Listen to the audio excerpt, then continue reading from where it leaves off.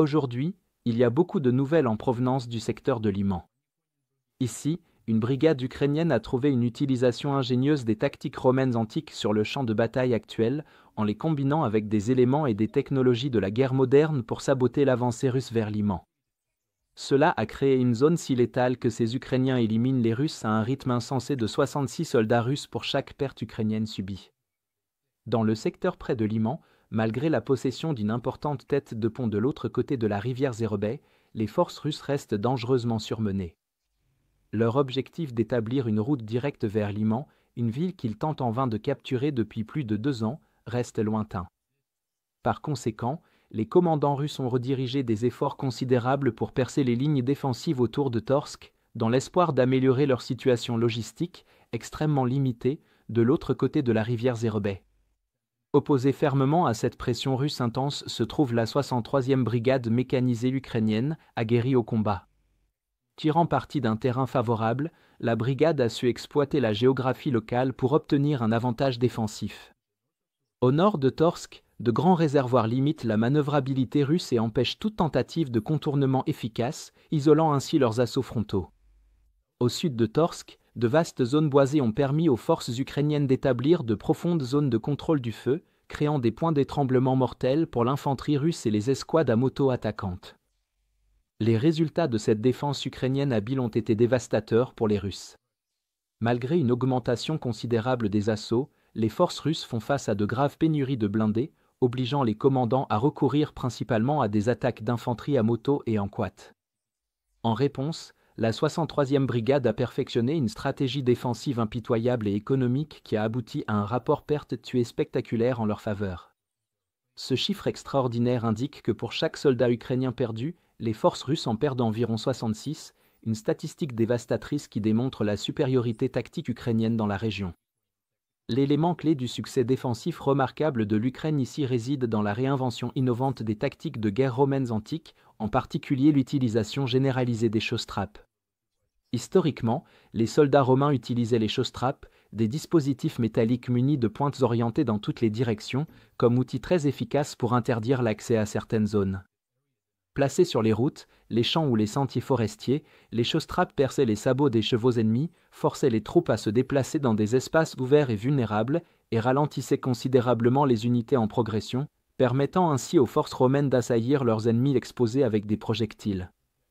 Aujourd'hui, la 63e brigade ukrainienne applique cette tactique ancestrale en utilisant des drones pour disperser des versions modernes de chausses-trappes sur les axes d'assaut russes. Contrairement aux mines traditionnelles, les chausses-trappes sont peu coûteuses, peuvent être déployées à distance en toute sécurité et sont difficiles à détecter par la surveillance par drone.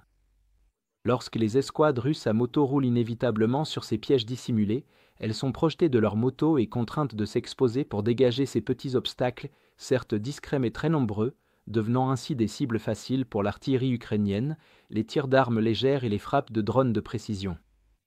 L'efficacité ukrainienne est encore renforcée par leur approche de la défense active.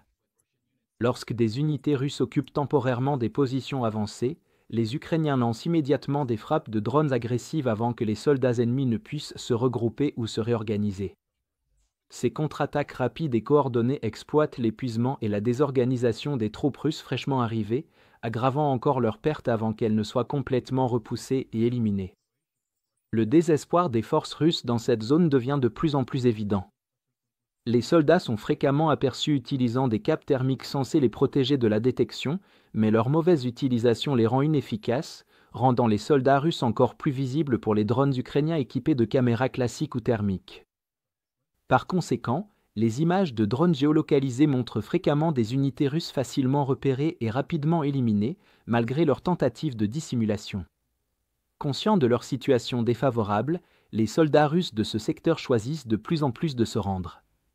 Face à une infériorité tactique et technologique écrasante, de nombreux soldats russes comprennent clairement qu'ils ne survivront jamais assez longtemps pour exploiter leur supériorité numérique et engager directement les positions ukrainiennes. Globalement, l'utilisation ingénieuse par l'Ukraine des chausses-trappes romaines antiques, combinée à la guerre de drones de pointe, a donné naissance à une tactique défensive redoutable. L'emploi constant de cette méthode par la 63e brigade mécanisée près de Torsk a dévasté les assauts de l'infanterie russe, sapant complètement l'offensive russe et maintenant une stagnation implacable sur le champ de bataille.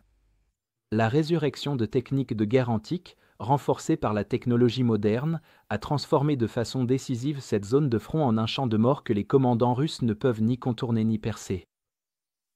Si vous êtes contre l'invasion de l'Ukraine et que vous souhaitez soutenir le travail que je fais, pensez à vous abonner à notre site d'actualité indépendant. Vous y trouverez nos analyses stratégiques exclusives, des aperçus complets de tous les fronts et des vidéos d'analyse tactique régulières. En vous abonnant, vous montrerez non seulement votre soutien à cette chaîne, mais vous aiderez également à défendre le journalisme indépendant. Le lien vers notre site est dans la description. Merci d'avoir regardé ce reportage et je remercie tous ceux qui ont décidé de nous rejoindre.